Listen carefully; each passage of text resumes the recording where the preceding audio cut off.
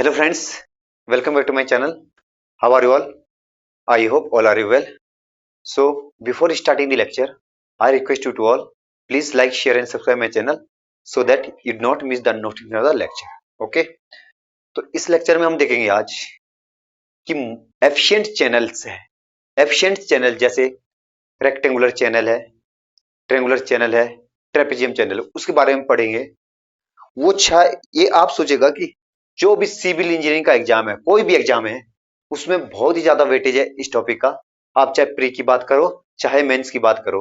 अभी आईएएस आने वाला है, आईएएस एग्जाम आने वाला है 19 फरवरी को। तो आप सोचेगा कि जो एफिशिएंट चैनल्स है ये ओपन चैनल का एक पार्ट है, और जो ओपन चैनल है ये फ्लूइड मैकेनिक्स का एक पार्ट है। तो आप सोचेगा कि अगर आईएएस प्री में देखना, एक दो क्वेश्चन यहाँ से प्री में आएंगे ही आएंगे, और मेंस में कभी पूछा जाता है कि जो एफिशिएंट चैनल है जैसे ट्रेपेजियम चैनल, कोई सा चैनल, उसके बारे में पूछ ही लेता है 15 नंबर का या 20 नंबर का। ऐसे ही हो सकता है जैसे एसएससी जेईई भी अभी आने वाला है, मेंस भी, उसमें भी क्वेश्चन पूछ ले। तो आप बस ध्यान देना है कि बहुत ही ज्यादा इंपॉर्टेंट है। मैं बार बार बता रहा हूँ कि बहुत ज्यादा इंपॉर्टेंट है, क्योंकि यहाँ अगर मैं एक बात करूं, कोई भी चैनल की बात करूं, जैसे एफिशिएंट रेक्टेंगुलर चैनल है उसकी बात करूं, तो वहां से कम 4 या 5 क्वेश्चन बन जाएंगे जो कि मैं यहाँ पे डिस्कस करूंगा। तो ये सोचिएगा जो ये क्लास होगी, आज की क्लास, ये प्री और मेंस दोनों के लिए होगी। तो सबसे पहले बात तो मैं ये बताता हूँ एफिशिएंट चैनल क्या होता है। एफिशिएंट चैनल के बारे में पहले पढ़ेंगे। Efficient channel sorry, efficient channel क्या होते हैं, चैनल्स क्या होती है? ऐसे चैनल्स जिसमें कंस्ट्रक्शनल कॉस्ट क्या होती है, मिनिमम होती है। ऐसे चैनल्स जिसमें कंस्ट्रक्शनल कॉस्ट क्या होती है, मिनिमम होती है। आप बोल सकते हैं एक्सकेवेशन कॉस्ट होगी या लाइनिंग कॉस्ट होगी, वो मिनिमम होती है, उसको बोलते हैं एफिशिएंट चैनल्स। अभी मैं बताता हूं, जैसे कि आप सभी जानते हैं, मैं भी जानता हूं कि देखो, एक मेनिंग्स इक्वेशन, उसके बारे में सभी लोग जानते हैं। हम उसे फ्लूइड में पढ़ते हैं, ओपन चैनल फ्लो में पढ़ते हैं। वो बहुत ही ज्यादा इंपॉर्टेंट मेनिंग्स इक्वेशन है, जिसकी हेल्प से हम क्या निकालते हैं, वेलोसिटी एंड डिस्चार्ज को फाइंड करते हैं। जैसे मेनिंग्स इक्वेशन है Q इक्वल टू क्या होता है, 1/n a r की पावर 2/3 s की पावर 1/2। अब यहाँ पे देखना है, ये a क्या है, क्रॉस सेक्शनल एरिया, और r क्या है, हाइड्रोलिक मीन डेप्थ या हाइड्रोलिक रेडियस, s है बेड स्लोप। अब देखो, इसमें बहुत सारे पैरामीटर है, जैसे हमें पता है कि s हो गया, r हो गया। तो उससे पहले मैं 2-3 चीज आपको बताने वाला हूं, क्योंकि जब आप r को ब्रेक करोगे, r इक्वल टू क्या होता है, wetted area by wetted perimeter, wetted area by wetted perimeter. तो इसको समझाता हूं मैं सबसे पहले कि हाइड्रोलिक डेप्थ क्या होती है, हाइड्रोलिक मीन डेप्थ क्या होती है, हाइड्रोलिक रेडियस क्या होती है, क्योंकि उसका काम यहाँ पे आने वाला है। अभी अभी मैं डिटेल में बताऊंगा कि एफिशिएंट चैनल क्या होते हैं। ये थोड़ी देर के लिए मैं अभी इंट्रोडक्शन ही दूंगा अभी कि होता क्या है। उसके बाद हम रेक्टेंगुलर चैनल, ट्रायंगल चैनल और ट्रेपेजोइडल चैनल को स्टार्ट करेंगे। आप खुद सोचिएगा जरा, एक पैरामीटर हमने पढ़ा है, हाइड्रोलिक मीन डेप्थ या hydraulic radius. Hydraulic radius, hydraulic radius, hydraulic radius r equal to क्या होता है हमारे पास, आर इक्वल टू होता है wetted area by wetted perimeter. बहुत ज्यादा इंपॉर्टेंट है हाइड्रोलिक रेडियस।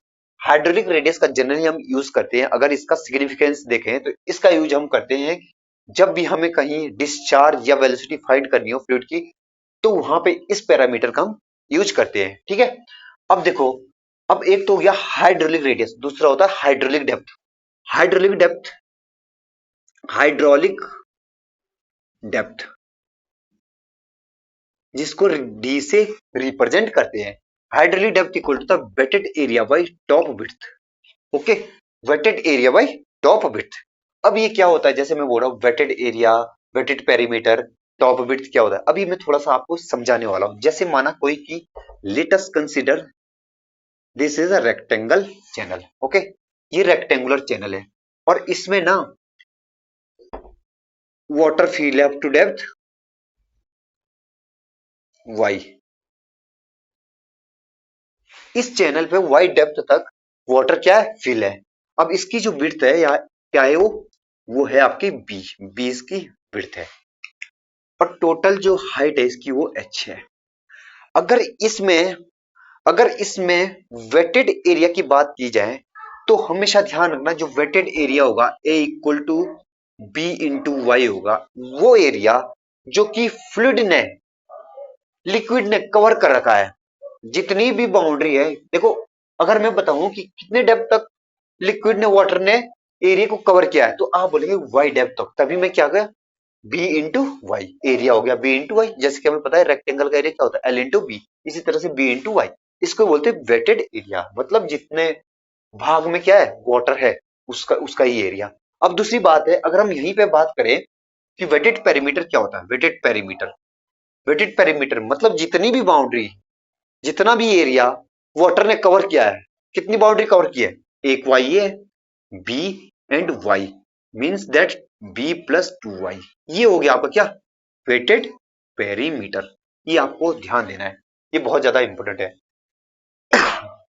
इस पैरामीटर की बात मैंने बता दी आपको कि जो ये वाला पैरामीटर है, ये पैरामीटर यूज होगा जब भी आप चैनल में या तो डिस्चार्ज फाइंड करोगे या वेलोसिटी फाइंड करोगे। ये पैरामीटर, इसका सिग्निफिकेंस यही है, तब इसका रोल है। अगर हम बताएं कि अगर हम चैनल की एनालिसिस करें यानी कि हाइड्रोलिक डेप्थ, तो उस केस में हाइड्रोलिक डेप्थ का बहुत ही ज्यादा इंपॉर्टेंट रोल है। ठीक है, चैनल की एनालिसिस करें ओपन चैनल फ्लो में, तो इस पैरामीटर का बहुत ज्यादा इंपॉर्टेंट रोल है। इसका रोल केवल है अगर डिस्चार्ज और वेलोसिटी फाइंड करना हो। तो आपको मैं बताऊंगा अभी कि देखो, थोड़ा मैं इस इक्वेशन को अगर सॉल्व करने की कोशिश करूं तो क्यू इक्वल टू क्या होगा, डिस्चार्ज इक्वल टू क्या होगा 1/n ए की पावर 1, आर को कैसे ब्रेक करूंगा ए की पावर 2/3 पी की पावर 2/3 एस नोट की होल पावर 1/2। अब ये ध्यान देना आप प्लीज करके, जितना भी मैं यहाँ पे बताऊंगा वो बहुत ज्यादा इंपॉर्टेंट है जब मैं तीनों चैनल को पढ़ाऊंगा। प्लीज आप यहाँ पे ध्यान देना। एक बात बताओ, एक पर्टिकुलर चैनल की बात करें, अगर एक पर्टिकुलर चैनल की अगर बात करूं मैं, तो एक पर्टिकुलर चैनल के लिए क्या होगा, अगर माने ये रेक्टेंगल चैनल है आपके सामने, एक पर्टिकुलर चैनल के लिए बात करें तो एरिया भी क्या होगा कांस्टेंट होगा, और जब एरिया भी कांस्टेंट होगा बेड स्लोप भी कांस्टेंट होगी, एन तो वैसे भी कांस्टेंट है। It means that discharge carrying capacity is depend only wetted perimeter. इसका मतलब थोड़ा इसको मैं सॉल्व करूं तो क्या होगा, ये 1/n ए की पावर 2/3 और 1 कितना हुआ 5/3 एस नोट की होल पावर 1/2 1/p की पावर 2/3। अब देखो ये तो सारी चीज क्या है कांस्टेंट है, दिस ऑल इज कांस्टेंट। अब डिस्चार्ज कैरिंग कैपेसिटी चैनल में, डिस्चार्ज कैरिंग कैपेसिटी किस पे डिपेंड है, वेटेड पेरीमीटर पे। वेटेड पेरीमीटर यानी कि अगर मैं ये बताऊं, ये बात करूं कि हमें डिस्चार्ज ज्यादा चाहिए, डिस्चार्ज कैरिंग कैपेसिटी हमने इंक्रीज करनी है, तो इसको क्या करना पड़ेगा, it should be minimum, it should be maximum.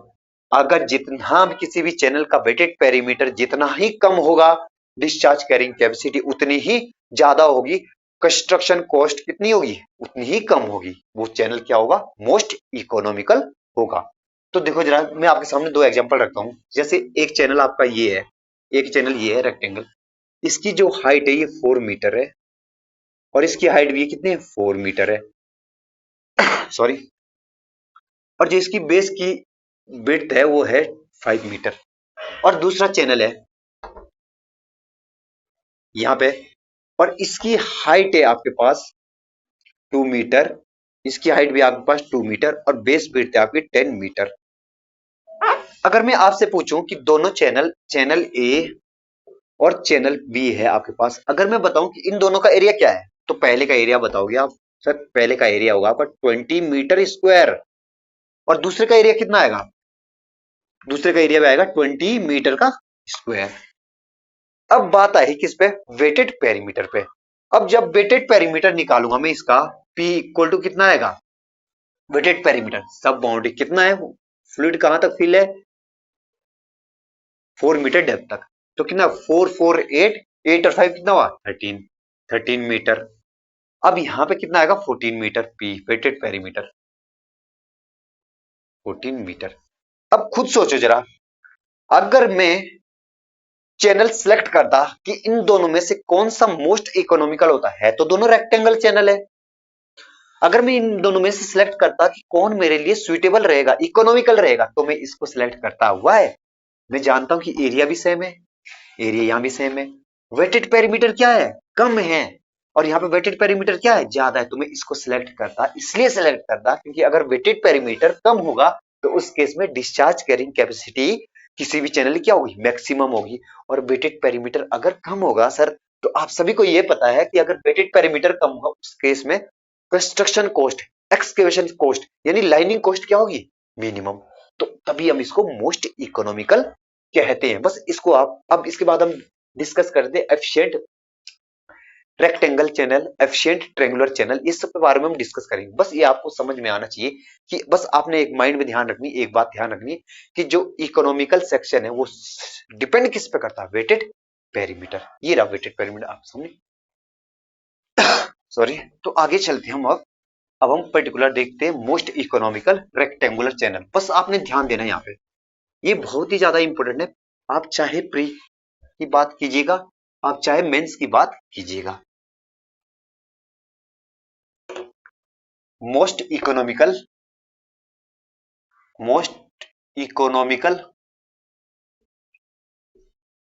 Rectangular channel, most economical rectangular channel. अब इसके बारे में डिस्कस करते हैं मोस्ट इकोनॉमिकल रेक्टेंगुलर चैनल। अब जो भी क्वेश्चन मैंने बोला आईएएस प्री या आईएएस मेंस में या एसएससी और छोटे छोटे एग्जाम में जैसे एसएससी हो गया, उसमें यहां से अब क्वेश्चन की भरमार स्टार्ट होने वाली है कि यहां से इसके बाद जो भी मैं बताऊंगा हर चीज जो मैं हाईलाइट करूंगा वो प्री के लिए तो बहुत ज्यादा इंपॉर्टेंट है, और मेंस की बात करें तो मेंस के लिए सारा जितना भी मैं यहाँ पे डिटेल में सॉल्यूशन करूंगा किसी भी चैनल का, जैसे मोस्ट इकोनॉमिकल रेक्टेंगुलर चैनल, वो सारा आपको लिखना पड़ेगा, ठीक है।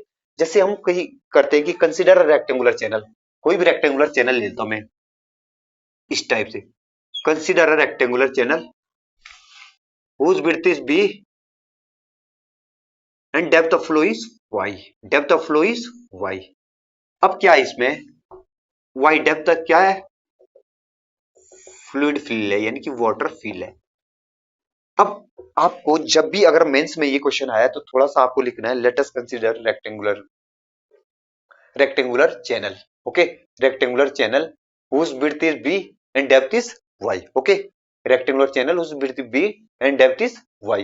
तो इस तरह से थोड़ी आपको थ्योरी लिखनी। इसके बाद देखना अगर मैं इसके एरिया की बात करूं तो आपके हिसाब से एरिया क्या होगा, तो आप बताएंगे सर एरिया तो बिल्कुल है a equal to B into Y, area आ गया।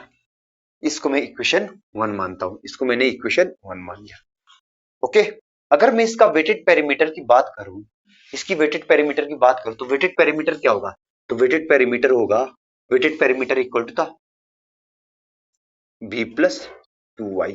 बिल्कुल सही बात है, ये भी वेटेड पेरीमीटर मतलब जहां तक बाउंड्री ने यानी वाटर ने बाउंड्री को कवर किया है, ये वेटेड पेरीमीटर होगा। अब हम क्या करेंगे कि जो भी वेटेड पेरीमीटर है उसको मिनिमम दिखाना है, मतलब मिनिमम करना है, तो कैसे करेंगे मिनिमम, तो आप बताएंगे।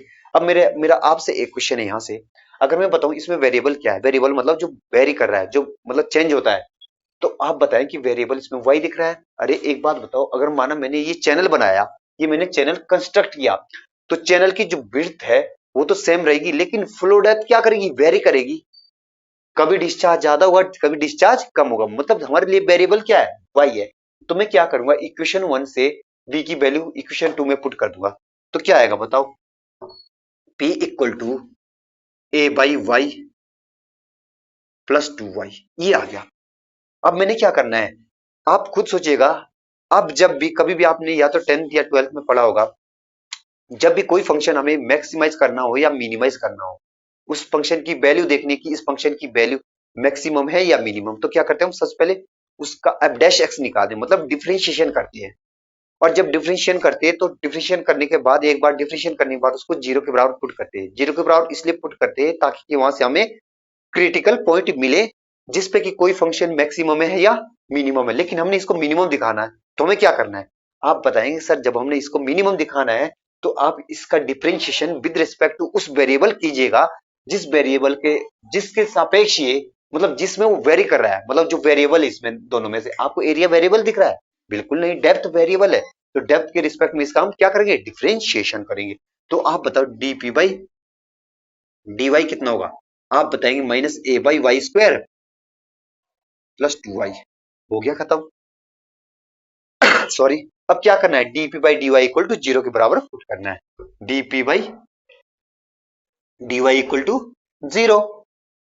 जब DP by D Y equal to zero है तो आप खुद सोचिएगा, तो ए इक्वल टू कितना आ गया, ए आएगा आपका, जब इसको जीरो के बराबर पुट करेंगे, नहीं इसका डीपी बाई डी वाई अगर आप डिफरेंशिएशन करेंगे तो क्या है, A by minus Y square आएगा, लेकिन जो ये है टू वाई का जब डिफरेंशिएशन करेंगे तो टू नहीं आएगा, ये मिस्टेक हो गई थी हमसे, ये टू आ गया। ओके, तो आप खुद सोचिएगा, जब मैं इसको जीरो के बराबर पुट कर दूंगा तो कितना आएगा, तो जीरो के बराबर पुट करने के बाद 2y², यही वो एरिया है जिसपे कि हमारा वेटेड पेरीमीटर क्या है, मिनिमम होगा, और ये वही एरिया है जिसपे कि हमारे पास जो रेक्टेंगुलर चैनल होगा वो मोस्ट इकोनॉमिकल होगा, जिसपे कि construction cost, excavation cost and lining cost minimum होगी, और डिस्चार्ज कैरिंग कैपेसिटी क्या होगी, मैक्सिमम।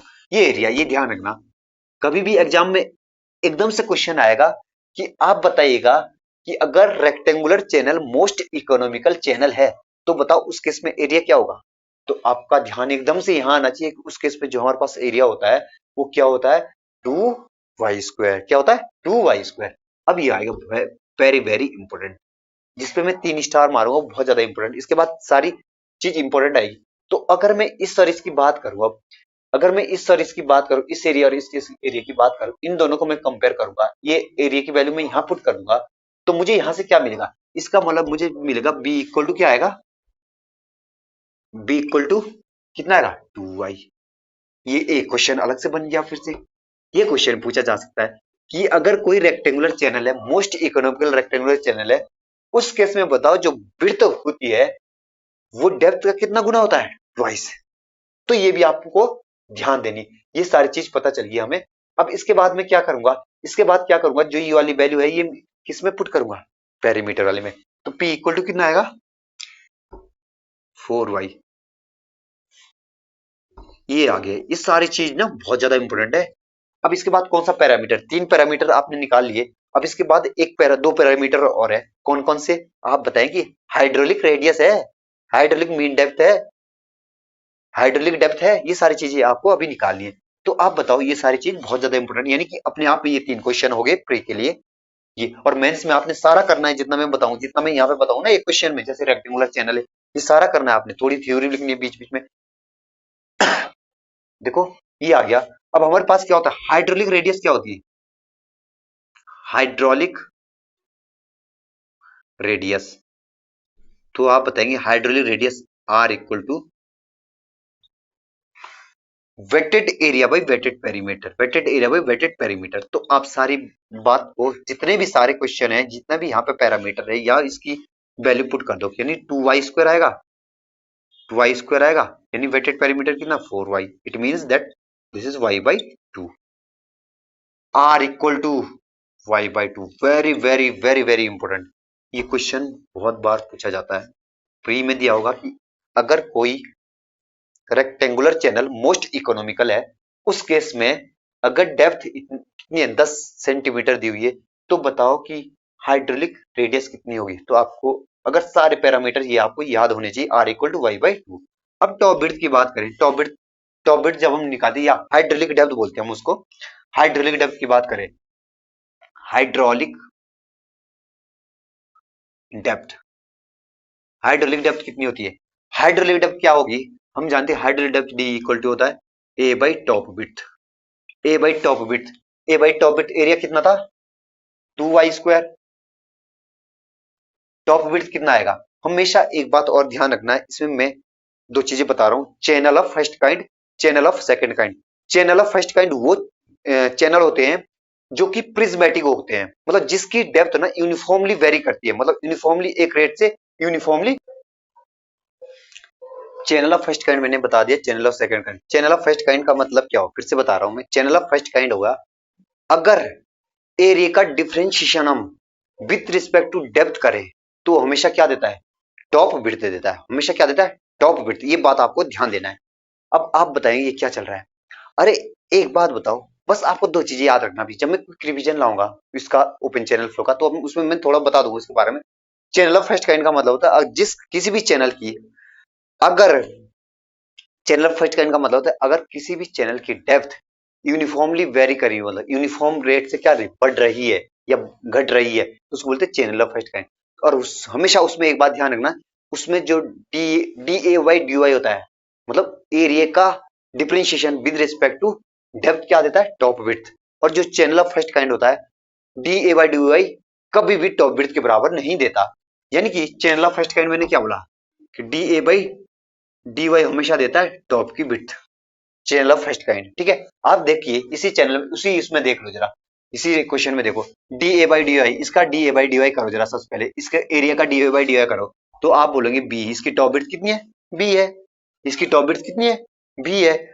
अगर इसकी जगह कोई दूसरा वो होता है, चैनल होता है जो कि मतलब कि प्रिज्मेटिक ना होता, तो ये टॉप विड्थ कभी नहीं देता, उसको बोलते चैनल ऑफ सेकंड काइंड। ये हो गया चैनल ऑफ फर्स्ट काइंड, जो देता है हमारे पास क्या, D A by D Y equal to, अगर D A by D Y equal to T दे रहा, टॉप विड्थ दे रहा, उसको बोलते हैं चैनल ऑफ फर्स्ट काइंड। अगर D A by D Y does not equal to top width, ये कभी टॉप विड्थ नहीं देगा, उसको बोलते हैं चैनल ऑफ सेकंड काइंड। ये बात आपको ध्यान देना है। जैसे यहाँ पे आपको मैं बताने जा रहा हूँ, जैसे d A by D Y equal top width है, टॉप विड्थ यानी कि बी के बराबर है, तो टॉप विड्थ कितना आएगा, बी। बी के बराबर अभी तक हमने टू वाई निकाला है, टू वाई तो डाल दो टू वाई यहाँ पे, तो कितना आएगा ये वाई के बराबर। यानी कि हाइड्रोलिक डेप्थ क्या होगी, हाइड्रोलिक डेप्थ क्या होगी इसमें, अभी सॉरी, अभी जो मैंने मतलब वीडियो में बना रहा हूँ कि मैं दिन में बना रहा हूँ, तो दिन में बाहर की आवाज भी आती रहती है, पड़ोसी के जो डॉग है वो भौंकते भी रहते हैं, तो उसके लिए थोड़ा सॉरी। और आपको बस वो ध्यान नहीं देना, आप बस यहाँ पे ध्यान देना, जो भी जितना भी मैं पढ़ाऊंगा वो बहुत ज्यादा इंपॉर्टेंट है। अगर रात को शूट करे वीडियो वो तो बहुत अच्छी बात है, लेकिन आज जो मैं शूट कर रहा हूँ दिन में कर रहा हूँ, दिन में बहुत ज्यादा हल्ला होता है बाहर पे, तो आप उसको माइंड ना करें, माइंड न ले वो। देखो जैसे मैंने आपको बता दिया है, जैसे हाइड्रोलिक डेप्थ है d equal to a by t, यानी कि वाई स्क्वायर बाई, तो यानी कि हाइड्रोलिक डेप्थ कितना आएगा, वाई के बराबर।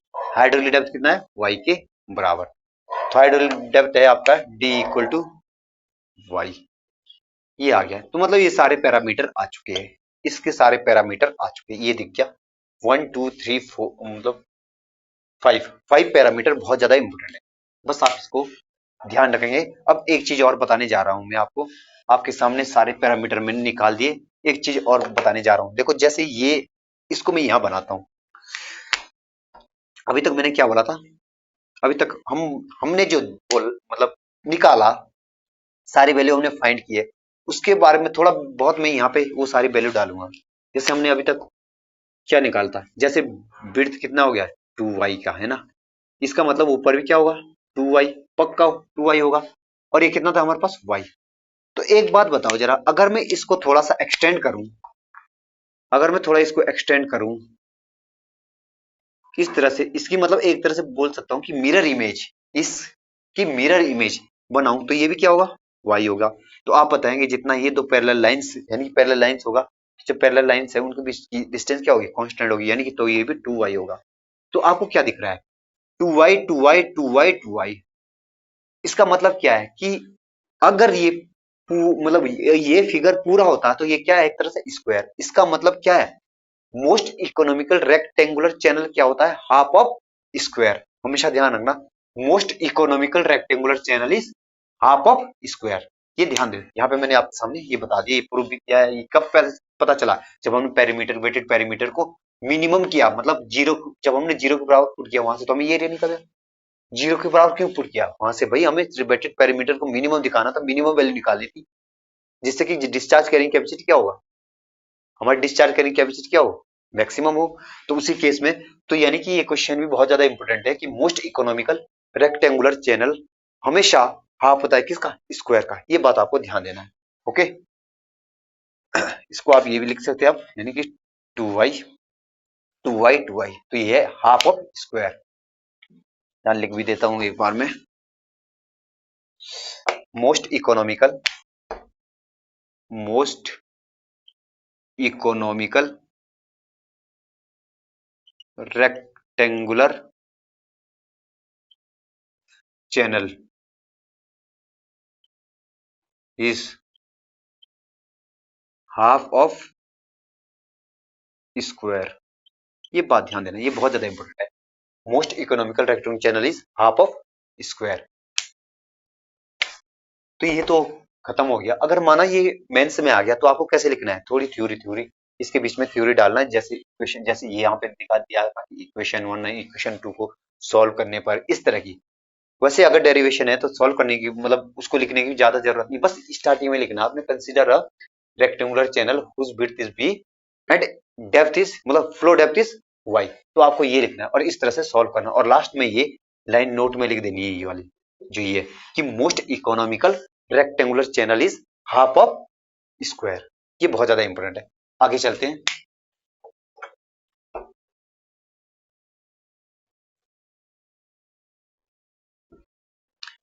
अब इसके बाद क्या है, most economical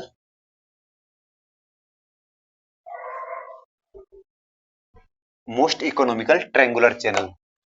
most economical triangular channel, most economical triangular channel.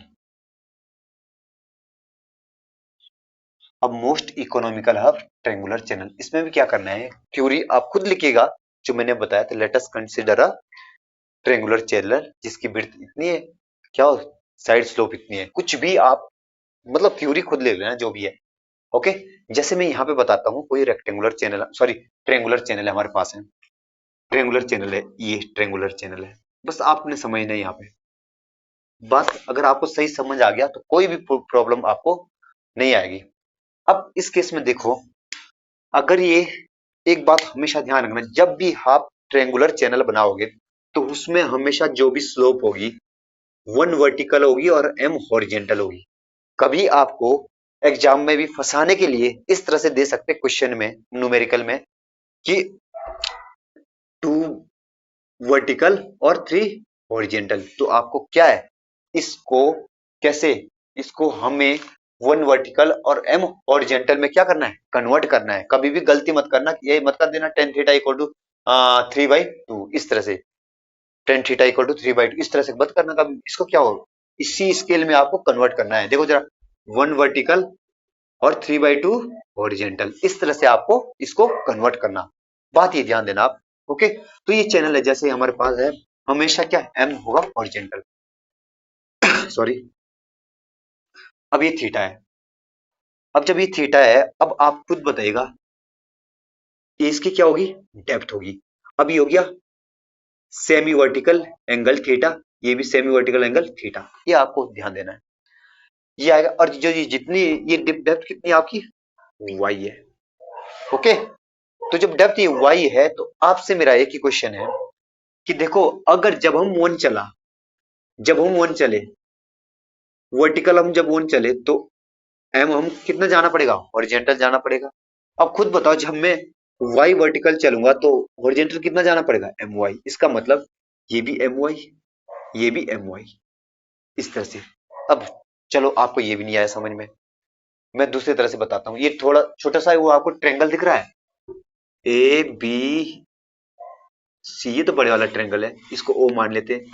अब आपको छोटे वाला ट्रेंगल दिख रहा है यहाँ पे, तो इसमें टेन थीटा इक्वल टू क्या होगा, आप बताएंगे tan theta equal to m. Okay, अब इस बड़े वाले ट्रेंगल पे देखो जरा, ट्रेंगल ए ओ सी में टेन थीटा इक्वल टू क्या होगा, इक्वल टू, आप बताएंगे टेन थीटा इक्वल टू हमारे पास ए O by what Y depth, यानी टेन थीटा। अब टेन थीटा की वैल्यू कितनी है यहाँ पे, एम, तो टेन थीटा की वैल्यू एम पुट कर दो, तो यानी कि ए ओ इक्वल टू कितना आएगा, एम वाई। तो आ तो गया। अब जब ये A O equal to M Y आ गया, तो जब एम वाई ये भी एम वाई होगा, क्योंकि सिमेट्री है। जो स्लोप है वो क्या है, कांस्टेंट है। स्लोप क्या है, कांस्टेंट है, सिमेट्री है, तो यहाँ क्या एम वाई ही होगा। तो ये बात आपको ध्यान देनी है। अब इसका एरिया पूछूंगा मैं आपसे, एरिया बताओ। आप बताएंगे सर एरिया है इसका 1/2 बेस इंटू हाइट, बेस कितना हो गया, m y plus m y, 2 m y into height, height कितनी आ वाई, यानी कि जो एरिया आ गया आपका कितना आएगा, एम वाई का स्क्वायर। ये बात आपको ध्यान देनी है, एम वाई का स्क्वायर आ गया सॉरी, ये इक्वेशन आ गई 1। अब आपको क्या करना है, इसके बाद आपको निकालने इसके बाद वेटेड पेरीमीटर। अब वेटेड पेरीमीटर कैसे निकालेंगे, आपको वेटेड पेरीमीटर निकालने के लिए क्या निकालनी पड़ेगी। अब वेटेड पेरीमीटर क्या होगा, जो भी बाउंड्री किसके कांटेक्ट में है, वाटर के कांटेक्ट में है। तो ये बाउंड्री किसके कांटेक्ट में होगी, ये पूरा इसमें क्या है, लिक्विड है। ये किसके कांटेक्ट में, वाटर के कांटेक्ट में। तो आपको पेरीमीटर क्या आएगा, पेरीमीटर आएगा ए से गए हम सी, सी से गए हम बी, ये निकालना पड़ेगा समीशन इसका। तो आप बताएंगे सबसे पहले एसी निकालना पड़ेगा। एसी कैसे निकालेंगे, खुद सोचो जरा। एसी, जब मैं एसी निकालूंगा तो एसी को कैसे फाइंड करेंगे, आपने 10th में भी पढ़ा होगा पाइथागोरस थ्योरम ना। इसमें पाइथागोरस थ्योरम होगा जो कौन से ट्रायंगल में, ए ओ सी में। पाइथागोरस थ्योरम से मैं निकालूंगा AC equal to directly y under root 1 plus m square. ये आपको ध्यान देना, y plus y under root 1 plus m. कैसे y, m square y square plus y square, तो वाई स्क्वायर तो कॉमन आ गया, ठीक है। तो ये आ गया इस तरह से 1 प्लस एम स्क्वायर। अगर मैं टोटल वेटेड पेरीमीटर की बात करूं तो टोटल वेटेड पेरीमीटर जो होगा मेरा, तो वो होगा आपका P equal to A C plus C B, यानी कि A C plus C B यानी 2 y under root 1 plus m square. कैसे आए, क्योंकि y root 1 plus m square ये है, y root 1 plus m square ये है, क्योंकि सिमेट्री है। ओके, तो ये आ गया आपका। अब आपने कुछ ध्यान नहीं देना है। अब इसके बाद आएगा बहुत ही ज्यादा इंपोर्टेंट पार्ट, जो आपको यहाँ पे ध्यान देना है। एक बात बताओ, कांस्टेंट क्या है इसमें, आप बताएंगे स्लोप भी कांस्टेंट है, डेप्थ वेरिएबल है। तो जब स्लोप कांस्टेंट है, एम की वैल्यू कांस्टेंट है, यहाँ से मैं कुछ वैल्यू निकाल सकता हूँ एरिया की। यहाँ ये इक्वेशन 2 मान लो, आप बताएंगे निकाल दो सर यहाँ से, और फिर यहाँ पे पुट कर देते हैं। तो P इक्वल टू कितना हो जाएगा, आप बोलेंगे तो 2y रूट 1 प्लस m की वैल्यू कहां से निकालनी है, इस इक्वेशन से निकालनी है, यहाँ से निकालनी है। तो कितना है, a का स्क्वायर बाई y की पावर 4, क्योंकि यहाँ पे m स्क्वायर था। ओके, अब इसके बाद हम क्या करते थे, अगर हमें वेटेड पेरीमीटर मिनिमम करना है, मिनिमम करना है यानी कि डिस्चार्ज करेंगे सब कैपेसिटी क्या करनी है, बढ़ानी है, इंक्रीज करनी है, तो हमें इसका डिफरेंशिएशन करना है और उसको 0 के बराबर पुट करना है। ओके, तो आप इसका डिफरेंशिएशन कर दो, किसके रिस्पेक्ट में, y के रिस्पेक्ट में। Sorry, dp by dy equal to कितना हो जाएगा, देखो अंडर रूट का, अगर मैं अंडर रूट एक्स का डिफरेंशिएशन, ऐसे तो यहाँ पे बताने की कोई जरूरत नहीं है, लेकिन मैं फिर भी बता देता हूँ अंडर रूट एक्स का डिफरेंशिएशन कैसे करते हैं। वही चीज यहाँ पे है, अंडर रूट एक्स की तरह ये सारा है, 1 plus a square by y की पावर 4, एक तरह से ये मानो कि अंडर रूट एक्स की तरह है। तो मैं बता देता हूँ, अगर माना कि y equal to under root X आ जाता है, इसका डिफरेंशिएशन आप कैसे करते हैं, तो इसका मतलब y इक्वल टू क्या होता है, x की पावर 1/2 है। जब 1/2 है, आप उससे पहले ये समझो जरा, जब हम differentiation D by d x of हम करते हैं किसका, एक्स की पावर एन का करते हैं, तो क्या आएगा, एन आगे एक्स की पावर एन माइनस 1। आप सोचिएगा, डिफरेंशिएशन और इंटीग्रेशन दो ऐसे है जो कि एक दूसरे के क्या है, रिवर्स है, ठीक है, व्युत्क्रमानुपाती है। अगर जिसका डिफरेंशिएशन ये है, उसका इंटीग्रेशन उल्टा हो जाएगा उसका, ठीक है। जैसे हम बोलते हैं साइन का डिफरेंशिएशन क्या होता है, साइन का डिफरेंशिएशन आपको cos x है, cos x का क्या होता है, मतलब साइन x का डिफरेंशिएशन क्या होता है, cos x, और cos x का इंटीग्रेशन क्या होता है, sin x। तो इस तरह से, तो आपको ये ध्यान देना है यहाँ पे d by d x of x की पावर n, अगर मैं इसका ही इंटीग्रेशन करता ना, इसका ही इंटीग्रेशन करता, तो क्या आ जाता, एक्स की पावर n ही आ जाता। तो ये इंटीग्रेशन और डिफरेंशिएशन बहुत ही ज्यादा इंपॉर्टेंट है, जो कि हम क्लास 11 से स्टार्ट करते पढ़ने, क्लास 11th या 12th में, ठीक है, 12th से। तो देखो जरा, क्लास 11th और 12th वाली चीजें कहाँ कहाँ काम आ रही है, जैसे यूपीएससी जैसे एग्जाम की प्रिपरेशन कर, या कोई भी मतलब कोई भी एग्जाम, तो ये फाउंडेशन सबसे इंपॉर्टेंट है कि जब हम 11th और 12th में पढ़ते हैं, तो वहीं पे से ही क्या बहुत ही अच्छी तरह से ये सारी चीज हमें आनी चाहिए, ठीक है। D by d x x power n equal to n x power n minus 1। Okay, तो ये आ गया। अब इसका डिफरेंशिएशन करना है, जैसे जैसे d y by d x इसका करना है, तो आप बताएंगे sir d y by d x कुछ नहीं करना, आपने अभी कॉन्सेप्ट तो बता दिया, तो इसका क्या आएगा, पावर आगे आ जाएगी और एक्स एक पावर कम हो जाएगा, वो एक माइनस कम हो जाएगा, इसका मतलब क्या होगा 1/2 एक्स पावर माइनस 1/2। अब क्या है यार, ऊपर मुझे ऐसा अच्छा नहीं लग रहा है, ये क्या एक्स पावर माइनस 1/2, ये अच्छा नहीं लग रहा है, इसको क्या ले आऊंगा मैं, नीचे ले आऊंगा 1/2 रूट एक्स, ये हो गया, क्योंकि 1/2 की वैल्यू क्या होती है, एक्स की पावर 1/2 की वैल्यू क्या, रूट एक्स। तो इस तरह से करना है, ये भी यहाँ, ये यहाँ बताने की कोई ये नहीं थी जरूरत, फिर भी मैंने आपको बता दिया। जैसे मैं इसका करूंगा, इसमें दो वेरिएबल, मतलब यहाँ पे दो चीजें है, फर्स्ट सेकंड वाला लगेगा कॉन्सेप्ट, क्या फर्स्ट सेकंड, फर्स्ट ऐसे ही रहने देता हूँ दो को, y को ऐसे ही, सेकंड का differentiation, under root 1 plus a square by y की पावर 4 का डिफरेंशिएशन क्या होगा? आप बताएंगे, सिंपल कर लो पहले आप, 2 रूट 1 प्लस ए स्क्वायर बटे वाई की पावर 4। अब आप बताएंगे कि इसका तो हो गया, तो जो नीचे इसके अंदर वो एक्स है इसका भी तो डिफरेंशिएशन होगा, 1 का 0 और ए स्क्वायर का ए स्क्वायर, 4 ए स्क्वायर माइनस 4 ए स्क्वायर पावर आगे वाई की पावर 5। ये बहुत ज्यादा इंपॉर्टेंट, अगर ये आ गया समझ में तो आपकी आगे कोई भी गलतियां नहीं होगी, क्योंकि डिफरेंशिएशन में अक्सर गलती हो सकती थी यहाँ पे, जो कि कर देते हैं स्टूडेंट। प्लस अब ये इसका उल्टा कर दो, जा इसका क्या होगा, इसको ऐसे रहने दो, 1 प्लस था ए स्क्वायर वाई की पावर 4 को ऐसे रहने दो। अब वाई का क्या होगा, आप बताएंगे, वाई का 1 हो जाएगा, कोई दिक्कत नहीं। अब इसको सॉल्व करो, जब हम इसको सॉल्व करेंगे d p by D Y equal to कितना आएगा 2। इसको जब मैं सॉल्व करूंगा क्या हो जाएगा, आप बताएंगे, जब इसको हम सॉल्व करेंगे तो ये 2 से 2 तो कैंसिल, 2 2 टाइम्स, ठीक है। अब एक वाई से वाई कैंसिल, तो इसको थोड़ा मैं शॉर्ट में करूंगा जल्दी, ठीक है। जैसे मैं इसको 2 तो ऐसे ही रहेगा, माइनस 2 ए स्क्वायर बच गया यहाँ पे ना, माइनस 2 ए स्क्वायर बचा, इसकी मल्टीप्लाई अब यहाँ पे कितना बचा है, वाई की power 4 root 1 plus a square by Y square की मल्टीप्लाई यहाँ करना पड़ेगा, तो कितना आएगा आप बताएंगे, तो ये आएगा प्लस वाई की पावर 4, अंडर रूट से अंडर रूट कैंसिल हो जाएगा, एलसीएम ले लो इसका और इसका, ठीक है, कैंसिल हो जाएगा, तो कितना आएगा 1 प्लस ए स्क्वायर बटे ए वाई की पावर 4 बाई कितना हो जाएगा, ये तो 1 प्लस ए स्क्वायर बटे वाई की पावर 4।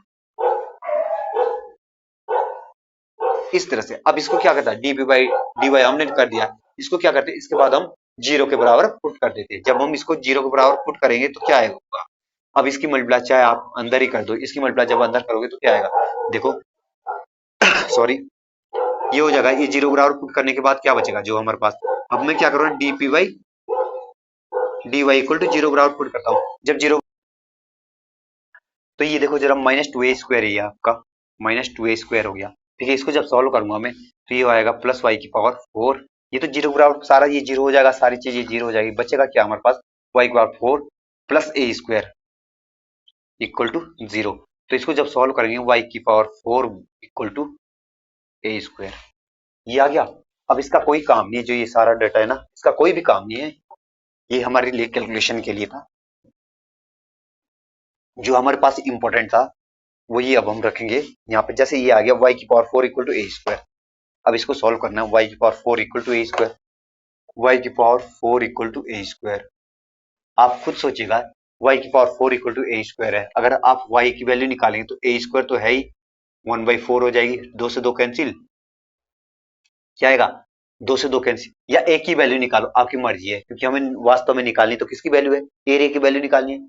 अगर माना इसकी वैल्यू निकालते तो एरिया की वैल्यू तो y इक्वल टू, y की वैल्यू तो आ जाती है आपकी कितनी, रूट ए, तो आप दोनों तरफ स्क्वायर कर देते, फिर आ जाता वाई स्क्वायर, वाई स्क्वायर यानी कि एरिया आ जाता वाई स्क्वायर, तो दोनों तरफ स्क्वायरिंग करें तो यानी कि एरिया आ गया आपका वाई स्क्वायर।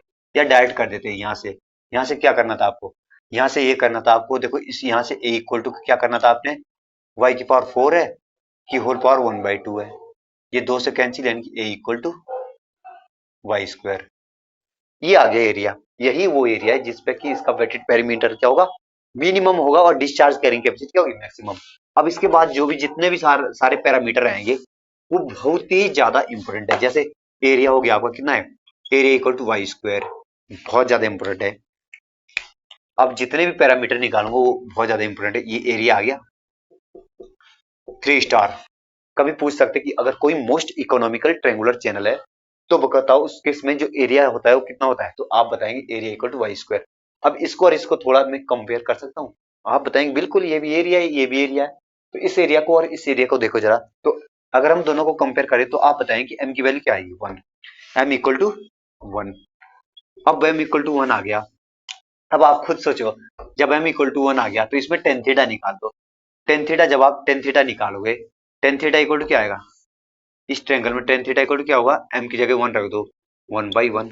अब टेन थीटा, टेन में 1 किसकी वैल्यू होती है, किसकी वैल्यू होती है 45 डिग्री की, यानी थीटा इक्वल टू 45 डिग्री आ गया, बहुत ज्यादा इंपॉर्टेंट ये भी। सेमी वर्टेक्स एंगल कितना होगा 45 डिग्री, सेमी वर्टेक्स एंगल क्या होगा 45 डिग्री, और एम की वैल्यू कितनी होगी 1।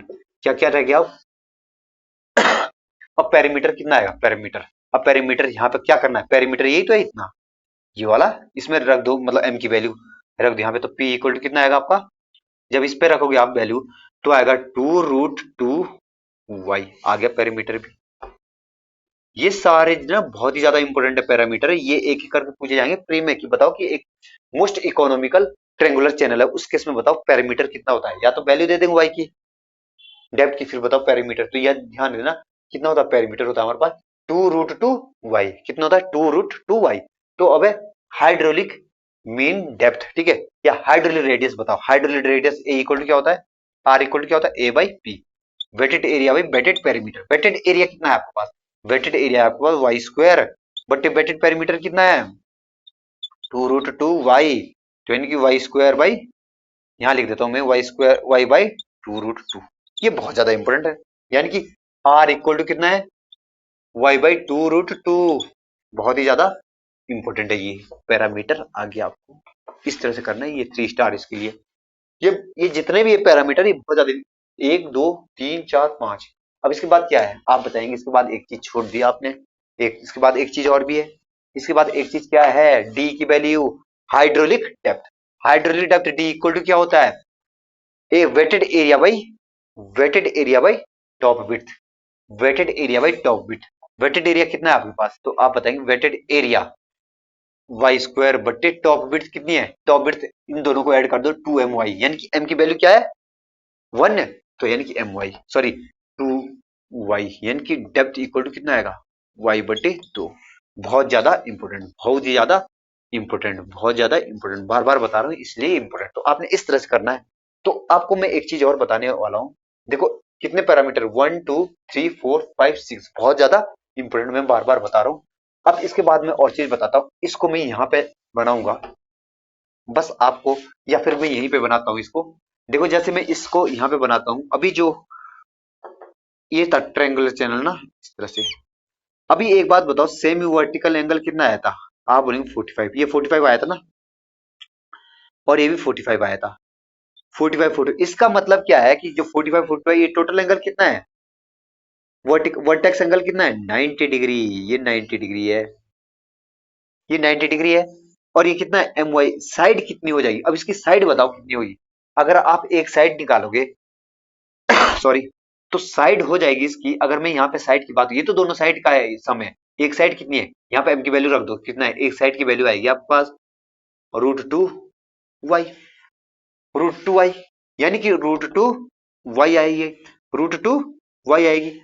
अब टॉप, और टॉप बिट कितनी है, टॉप बिट को रहने दो जरा, टॉप बिट को अभी बाद में देखेंगे। आप अभी एक बात बताओ, आपको एक बात यहाँ पे समझ में नहीं आ रही, यार ये वाली साइड और ये वाली साइड बराबर है। ये तो कुछ ऐसा ही लग रहा है कि अगर स्क्वायर जैसे बन रहा है, अगर मैं इसकी मिरर इमेज ऐसे बना दूं जरा, ये माना इसकी मिरर इमेज यहाँ पे ऐसे बनाऊं, ऐसे मिरर इमेज अगर मैं ऐसे बनाऊं, तो आप बताएंगे बिल्कुल सही बात, ये स्क्वायर ही है।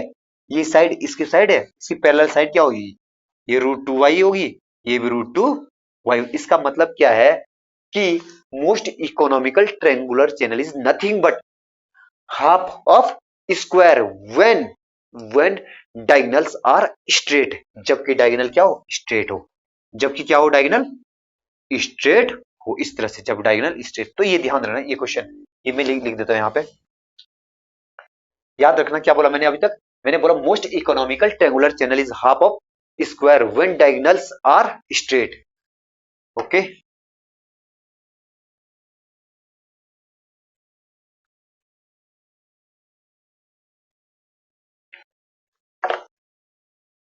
Most economical triangular channel is half of square when diagonals are straight। ये आपको ध्यान देना है क्या होता है ये, अब मैंने यहाँ पे सारी चीज आपके सामने बता दी है।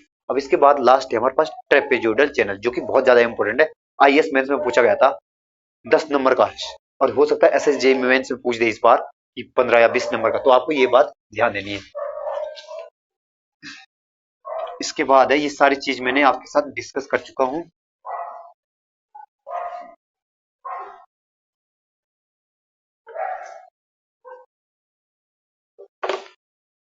Most economical trapezoidal channel, trapezoidal channel, most economical trapezoidal channel. Okay, अब ये लास्ट रह गया हमारे पास और बहुत ही ज्यादा इंपॉर्टेंट। मैंने जैसे कि अभी मैंने बताया कि यूपीएससी आईएएस में यहाँ से क्वेश्चन पूछे गए थे, मेंस में भी पूछा था, प्री में तो पूछे ही जाते हैं। आप सोचिएगा जितना मैं यहाँ पे बता रहा हूँ, ये एफिशिएंट चैनल ना, एफिशिएंट चैनल में से आईएएस प्री में भी एक दो क्वेश्चन मिलेंगे, हर एग्जाम में मिलेंगे, जो कि सिविल इंजीनियरिंग से रिलेटेड होगा। ओके, तो देखो जरा यहाँ पे मोस्ट इकोनॉमिकल ट्रेपेजोइडल चैनल, अगर हम मोस्ट इकोनॉमिकल ट्रेपेजोइडल चैनल बनाए, यहाँ पे बनाते हैं हम, देखो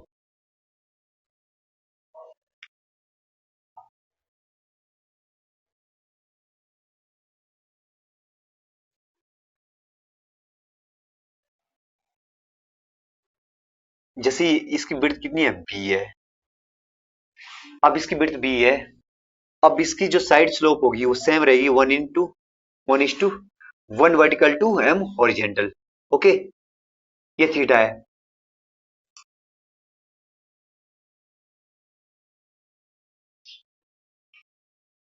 अब देखो इसकी स्लोप क्या है, एम है, 1 vertical and 1 m horizontal, same है जैसे ट्रेंगुलर चैनल में था। यहाँ पे थोड़ी सी ये प्रॉब्लम है कि यहाँ पे बाहर से आवाज आती रहती है और तब वीडियो भी कभी रोकनी पड़ती है।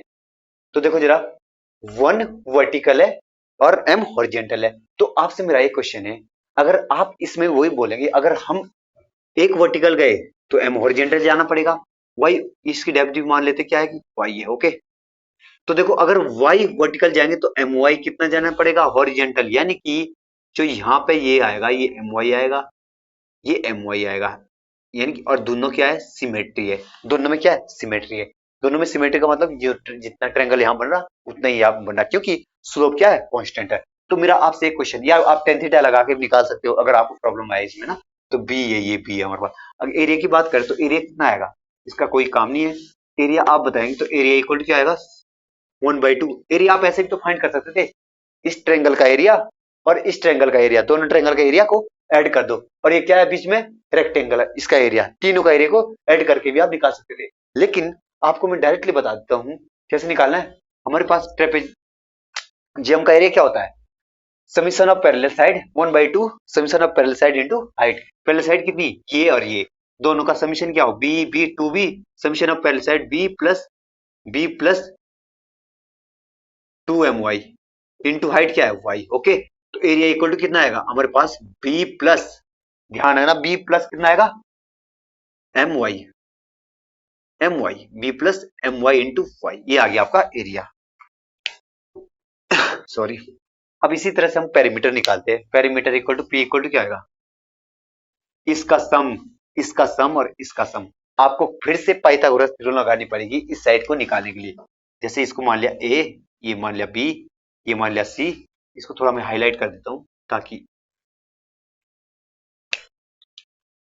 जैसे ये ए है, ये बी है, ये सी है, ये है आपका डी।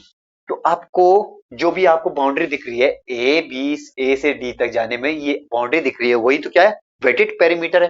तो लेकिन आप बताएंगे यहाँ तो बी सही है, लेकिन इस साइड की तो हमें पता ही नहीं है, इसकी कैलकुलेशन करनी पड़ेगी। तो आप बताओ ये क्या है, वाई डेप्थ है और ये क्या है, एम वाई। तो आप इसमें पाइथागोरस थ्योरम लगाएंगे तो ये क्या आ गए, A B plus B C plus C D, A B plus B C plus C D is the wetted perimeter, जो कि वाटर के कॉन्टेक्ट में। तो इसको डायरेक्टली कर देता हूं मैं, आपको बताता हूं ए बी कितना आएगा, ए बी आप बता दो, अभी ट्रेंगुलर चैनल में मैंने निकाला था, तो ए बी की वैल्यू कितनी आएगी, पाइथागोरस थ्योरम लगा दो, कितनी आएगी, y root 1 plus m square. Okay, और ये कितना आएगा, बी सी कितना आएगा, बी प्लस सी डी कितना आएगा, क्योंकि ये सिमेट्री है, यहाँ पे जितना यहाँ पे है उसी तरह से यहाँ पे है, स्लोप कांस्टेंट है, y root 1 plus m square. यहाँ पे तो सेम ही, यहाँ पे पाइथागोरस थ्योरम लगा दो, ये कितना है, वाई है, तो वाई का square plus m square, y square का root equal to C d का होल स्क्वायर। ओके, तो आप बता दो ये p इक्वल टू कितना आएगा। आप बताएंगे सर p आएगा b 2y root 1 plus m square. अभी आ गया आपका पेरीमीटर। ये इक्वेशन आपको याद रखना है यहाँ पे। ये इक्वेशन 2 मान लो, ये इक्वेशन 1 मान लो। अब क्या करना, अब मैं एक बात बताऊं, यहाँ पे वेरिएबल क्या है, तो आप बताएंगे डेप्थ वेरिएबल। जब डेप्थ वेरिएबल में एक चीज करूंगा, मैं इस इक्वेशन से b की वैल्यू निकालूंगा और इस इक्वेशन में पुट करूंगा। तो b की वैल्यू जब आप निकालेंगे p की वैल्यू, तो p की वैल्यू कितनी बन जाएगी, p इक्वल टू b की वैल्यू यहां से निकाल दो, b की वैल्यू आएगी तो a by y minus m y plus 2y root आएगा 1 प्लस एम स्क्वायर। ये आ गया, ये भी आपको ध्यान देना है, ठीक है। p equal to a y minus m y plus 2y root 1 plus m square. बहुत ही ज्यादा इंपॉर्टेंट है ट्रेपेजोइडल चैनल, ये आईएएस मेंस में आ रखा था। इस सोचिएगा तो 15 या 12 नंबर का आया था शायद, तो आप सोचो कि इंपॉर्टेंट है ये। और जो इसमें से, जो इससे मतलब जो सारे इसकी वैल्यू निकलेगी, जो इसको सॉल्व करके मतलब डेरिवेशन करके जो भी बीच बीच वाली वैल्यू निकलेगी, जो में इंपॉर्टेंट वैल्यू है, वो आईएएस प्री में पूछी जा सकती है, पूछेंगे ही वो। तो आपको ये आना चाहिए। तो देखो p इक्वल टू इतना है, तो आप इसका डिफरेंशिएशन कर दो विद रिस्पेक्ट टू y, क्योंकि अभी हमारे लिए वेरिएबल तो डेप्थ ही है। तो क्या आएगा, dp by D Y equal to क्या आएगा, dp by D Y equal to आप बताएंगे इसका आएगा माइनस 1 बाई ए स्क्वायर और minus m plus 2 root 1 plus m square. हो गया खत्म। अब इसको जीरो के बराबर पुट करना है, dp by D Y equal to 0। तो जब जीरो के बराबर पुट करेंगे a by Y square plus m equal to कितना आएगा, इसको मैं ऐसे लिख सकता हूँ, आप बताएंगे बिल्कुल लिख सकते, क्यों नहीं लिख सकते। अब आप क्या करो, सॉरी, यहाँ से a की वैल्यू यहाँ पे पुट कर दो, यहाँ से a की वैल्यू यहाँ पे पुट कर दो। तो a की वैल्यू जब यहाँ से पुट करेंगे तो कितना आएगा आपका, b plus m y y बट्टे y square plus m equal to 2 root 1 plus m square. एक y से एक y कैंसिल, तो ये आएगा b प्लस एम वाई, ये भी प्लस एम वाई, इसका एलसीएम ले लेंगे बट्टे, या इसको ऐसे रहने देते हैं। अब इसको यहाँ पे भेज देते हैं, क्या होगा 2y root 1 plus m square. अब यहाँ से एक बात आपको समझनी है, इसको मैं ऐसे भी तो लिख सकता हूँ, b plus 2 my by 2 equal to y root 1 plus m square. अब जो यहाँ से एक चीज कॉन्सेप्ट निकलेगा वो बहुत ज्यादा इंपॉर्टेंट है। आप बताओ जरा, आपसे मेरा एक क्वेश्चन है, आप बताएंगे सर बताइए क्या क्वेश्चन है। मेरा क्वेश्चन ये है कि जो b प्लस 2my है ये है क्या वास्तव में, तो आप बताएंगे ये टॉप विड्थ है। इसका मतलब जो टॉप विड्थ है, जो साइड साइड सी डी है या ए बी है, वो हमेशा हाफ होता है टॉप विड्थ का। वो हमेशा क्या होता है, हाफ होता है किसका, टॉप विड्थ का, टॉप विड्थ का। ओके, तो ये बात आपको ध्यान देना है। क्या बोला मैंने, जो टॉप विड्थ है, या ऐसे बोल सकते हैं टॉप विड्थ है, जो साइड की लेंथ है, ये साइड है, साइड की लेंथ का हमेशा ट्वाइस होता है, साइड की लेंथ का हमेशा ट्वाइस होता है। इस साइड का और इस साइड का समीशन हमेशा किसके बराबर होता है, टॉप विड्थ के बराबर। आपको एक ही लाइन में याद रखना है, ये क्वेश्चन अक्सर आता है, प्री में पूछा जाता है कि जो हमारे पास मोस्ट इकोनॉमिकल ट्रेपेजोइडल चैनल में टॉप विड्थ होती है, वो साइड का हमेशा क्या होता है, ट्वाइस। तो ये हमेशा ध्यान रखना, साइड का ट्वाइस रहता है। इस इक्वेशन को मैं थोड़ा ऊपर लिखूंगा, ये इंपॉर्टेंट है, और उसके बाद में आगे सॉल्व करूंगा। स्पेस की कमी है, तो ये करना है हमने। तो b plus 2my by 2 equal to y root 1 plus m square. इस इक्वेशन से साफ साफ पता चल रहा है कि जो टॉप की विड्थ है वो हमेशा ट्वाइस होती है साइड के लेंथ से। Okay, sorry. अब हमें एक बात पता थी कि r equal to hydraulic radius क्या होता है, hydraulic radius r equal to wetted area by wetted perimeter, wetted area by wetted perimeter. Wetted area कितना था आपका, वेटेड एरिया था आपका b plus m y by b plus m y by wetted perimeter कितना था, आप बताएंगे b plus 2y root 1 plus m square. Okay, ये आ गया। अब मैं यहां से कुछ करूंगा, जो ये वाली इक्वेशन है, यहां से मैं 2 2y√1+m² की वैल्यू कैलकुलेट करूंगा और यहाँ पे डालूंगा, यहाँ पे पुटअप करूंगा। कहाँ पे? इस इक्वेशन में। इसमें पुटअप करूंगा, किसकी वैल्यू पुटअप करूंगा? 2y, इसको यहाँ भेज देता हूँ तो इसकी वैल्यू आएगी 2y√1+m² की वैल्यू यहाँ पे पुट करूंगा तो क्या आएगा? देखो जरा, देखो b+my और एक y यहाँ पे, एक b यहाँ पे, प्लस ये आएगा b+2my। अब जब इसको मैं सॉल्व करूंगा 2b हो जाएगा, तो यानी कि y/2 आएगा। देखो जरा सॉल्व करो इसको, ये कितना हो जाएगा? ये हो जाएगा b+b 2b और 2my ये। ओके, तो क्या आएगा? y से y मतलब y तो है ही यहाँ पे, y तो ऊपर रहेगा तो ये बनेगा 2, 2 कॉमन आ जाएगा, 2 कॉमन आएगा, b+my बन जाएगा, b+my से my कैंसिल और ये आएगा y/2। तो यानी कि सबसे इंपॉर्टेंट पैरामीटर एक हमें फिर से मिल गया, कौन सा? जो हम बताएंगे r इक्वल टू, ये मैं लिख देता हूँ यहाँ पे, r equal to important parameter r equal to जो हमें मिल गया y/2। बहुत ज्यादा इंपॉर्टेंट है, किस केस में? किस केस में? ट्रेपेजोइडल चैनल में, और ये भी बहुत ज्यादा इंपॉर्टेंट है।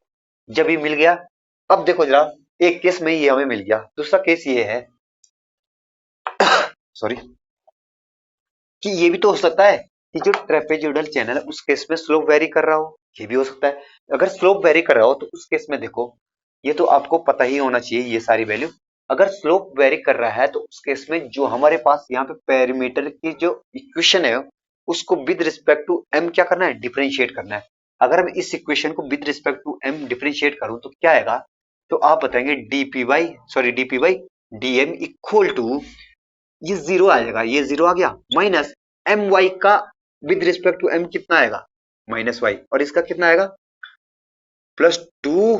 हाँ, इसका ध्यान देना है। अब इसका क्या आएगा विद रिस्पेक्ट टू y का? पहले पावर के लिए 2√1+m², और अब 1+m² का भी आएगा 2m। 2 से 2 कैंसिल, 2 से 2 कैंसिल हो गया। अब इसको सॉल्व करो, और dp/dm इक्वल टू हम क्या करते हैं? dp/dm इक्वल टू हम क्या करते हैं? जीरो के बराबर पुट करते हैं। अब जब जीरो के बराबर पुट कर दिया तो ये कितना आएगा? जब हम इसको सॉल्व करेंगे कितना आ गया ये? हाँ, जब इसको हम सॉल्व करें तो ये भी y भी जीरो हो जाएगा उधर जाकर, ठीक है। जब y जीरो होगा यानी कि 1 इक्वल टू क्या होगा? 2m/√1+m²। अब इसको सॉल्व करना है। अगर हम इसको सॉल्व करेंगे, लेकिन एक बात हमेशा ध्यान रखना, ये उधर जाके क्या होगा? ये उधर जाके क्या हो जाएगा? जैसे मैंने अभी तक इसका डिफरेंशिएशन किया था, ये तो जीरो हुआ, ये कितना होगा? -y होगा। अब जब हम इसका डिफरेंशिएशन करेंगे तो कितना आएगा? जब इसका मैंने डिफरेंशिएट, ये 2y तो ऐसे ही रहेगा, ठीक है, तो पावर ऊपर जाके कितना हो जाएगा? 1/2, ये बाहर आ गई इस तरह से। तो अब इसको इधर भेज देते हैं, तो ये कितना आएगा? √1+m² equal to 2m। दोनों तरफ स्क्वायरिंग कर दो। जब दोनों तरफ आप स्क्वायरिंग करेंगे तो 1+m² इक्वल टू 4m²। अब m इक्वल टू, यहाँ से अगर हम m की वैल्यू निकाल, m इक्वल टू क्या आएगा? 1/√3। ये बहुत ज्यादा इंपॉर्टेंट है, ये पैरामीटर बहुत ज्यादा इंपॉर्टेंट है, ये बहुत ज्यादा इंपॉर्टेंट है, ये पैरामीटर बहुत ज्यादा इंपॉर्टेंट है, m इक्वल टू 1/√3। तो ये पैरामीटर मैंने लिख दिया, जो हमने लिख दिया। m की वैल्यू आपके पास कितनी आई? m equal to 1/√3। अगर पूछेंगे कि अगर मोस्ट इकोनॉमिकल हमारे ट्रेपेजोइडल चैनल है उस केस में जो m की वैल्यू है वो कितनी होती है? 1/√3। अब सारी वैल्यू हम निकालेंगे, अब सारी वैल्यू हमारी निकल जाएगी। सारी वैल्यू हम निकालते हैं। ये दो वैल्यू तो हमें पता चल गई है क्योंकि बहुत ज्यादा इंपॉर्टेंट है हमारे लिए। ये कुछ भी पूछ सकते हैं, बीच बीच से यहीं से तो क्वेश्चन बनाते हैं। अब जिसने ये डेरिवेशन नहीं किया होगा वो कैसे बताएगा इसका आंसर? वो तो बता ही नहीं पाएगा। जो प्रीवियस से लगा के आज कुछ क्वेश्चन रटे होंगे उसको ही बता देगा कि हाँ ये इसको होता है, लेकिन होता कैसे है? हर चीज आना चाहिए। मेंस में अगर मेंस के क्वेश्चन आप करोगे तो प्री वाले जो क्वेश्चन होंगे वो तो बहुत आराम से उड़ा दोगे। तो आप बताओ जरा, m की वैल्यू इतनी आ गई,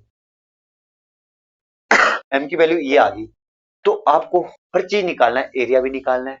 अगर आप m की वैल्यू पहले यहाँ पे पुट कर दोगे तो यहाँ पे b तो आपको पता नहीं है, तो m की वैल्यू सबसे पहले इस इक्वेशन में पुट करो, वहां से b की वैल्यू निकालो किसी भी कंडीशन में।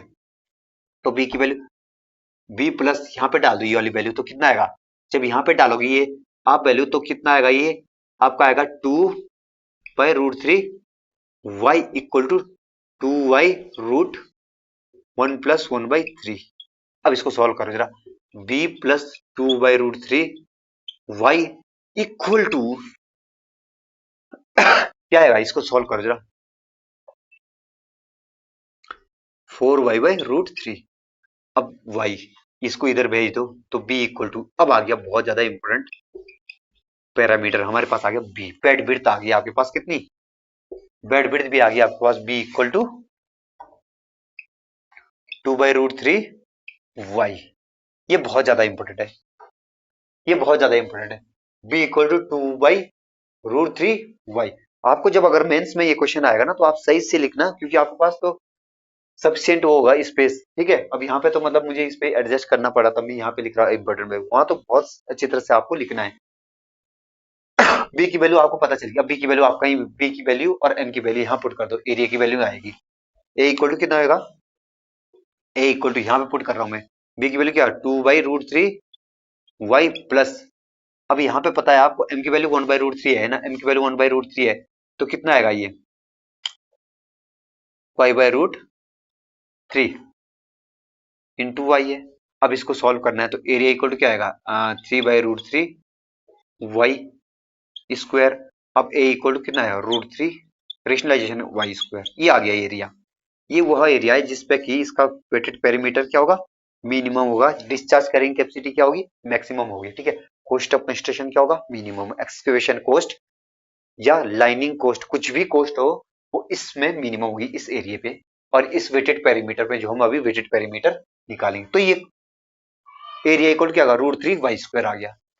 ये इंपॉर्टेंट पैरामीटर एक आपको पता चल गया, √3y स्क्वायर। यानी क्या पता चला आपको, area equal to the √3y square. Okay, अब ये आपको ध्यान देना है कि a equal to √3y square आ गया। अब आपके पास क्या बचा है, r भी निकल गया, m भी निकल गया, b भी निकल गया। हाँ, अब अगर आपको साइड में ए बी ये निकालनी हो, A B equal to C D, ये दोनों बराबर होगी, तो आपको कुछ भी नहीं करना।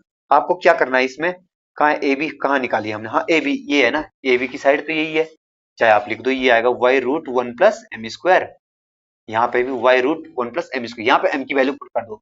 जब m की वैल्यू आप पुट कर देंगे तो आएगा 2/√3y।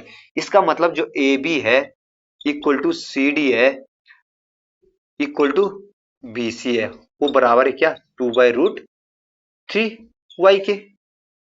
अब आपको एक बात पता चलेगी, जब ये साइड इसके बराबर है, ये साइड इसके बराबर है, इसका मतलब कुछ आपको प्रॉपर्टीज अगर रेगुलर हेक्सागन की पता है तो आप बताओ, जब ये साइड इसके बराबर है, ये साइड इसके बराबर है, तो ये क्या है, जो मोस्ट इकोनॉमिकल ट्रेपेजोइडल चैनल है, ये हाफ है किसका, रेगुलर हेक्सागन का। ये मैं अभी और भी बताऊंगा, आप बस यहाँ पे समझो जरा। मतलब इसका जो, अगर हम पैरामीटर की बात करें, पैरामीटर को मतलब ये बाउंड्री, टोटल पैरामीटर क्या होगा, parameter equal to p equal to कितना आएगा, आप बताएंगे। पी इक्वल टू आएगा सर, सपोज 3 बार जोड़ दो, कितना है 6√3y। अरे इनको जोड़ दो, ये आया 2/√3, ये था 2/√3, ये 2/√3, सारी चीज मैंने यहाँ पे आपके सामने कैलकुलेट कर दी। तो इसका अगर मैं रेशनलाइजेशन करूं तो कितना आएगा, 6/√3y इंटू √3/√3, तो ये कितना आएगा आपका 2√3y। अब यही वो पैरामीटर है आपका, जिस पे कि क्या होता है, यही वो पैरामीटर है आपका जिस पे कि आपका डिस्चार्ज कैरिंग कैपेसिटी क्या होगी, मैक्सिमम, ठीक है। जिस पे कि डिस्चार्ज कैरिंग कैपेसिटी क्या होगी, मैक्सिमम होगी, P इक्वल टू 2√3y। तो ये सारी वैल्यू आपको याद रखनी है। अब देखो जरा, 2√3y,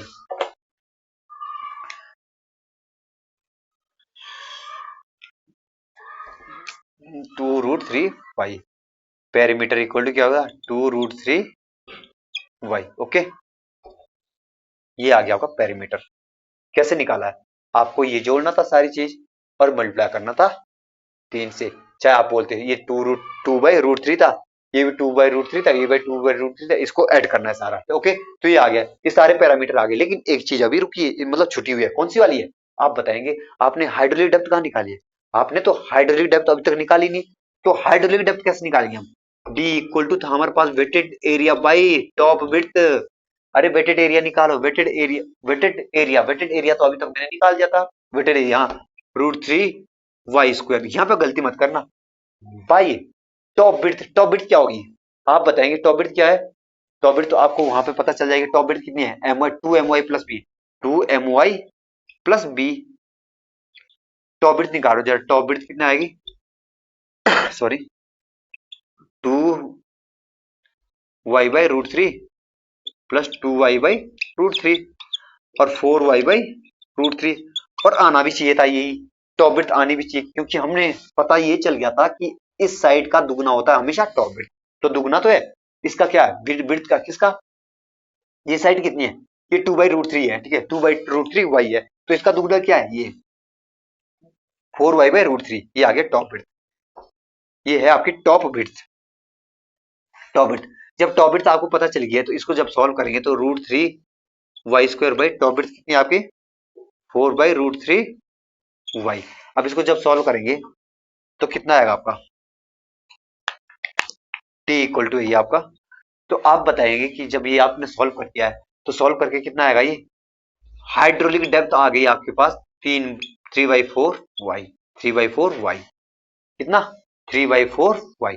तो बहुत ज्यादा इंपॉर्टेंट है, बहुत ही ज्यादा इंपॉर्टेंट है, बहुत ज्यादा इंपॉर्टेंट है। हर एक पैरामीटर मैंने आपके सामने निकाल के दिखा दिया। कितने पैरामीटर है, 1 2 3 4 5 6 7, 7 पैरामीटर बहुत ही ज्यादा इंपॉर्टेंट है, जो कि आपको कहीं ना कहीं एग्जाम में देखने को मिलेगा, प्री एग्जाम में। तो इसके बाद देखते हैं जरा, इसको मैं यहाँ पे बनाता हूँ, ये ट्रेपेजोइडल चैनल यहाँ पे बनाने की कोशिश करता हूँ मैं, आपको कुछ समझाऊंगा मैं डिटेल में। उसके बाद में इसका ही जो मैंने आज पढ़ा है उसका क्विक रिवीजन कराऊंगा, क्या पढ़ाया मैंने आपको। बाहर से बहुत सारी आवाजें आती रहती है यहाँ पे, गाड़ियों की बोलो चाहे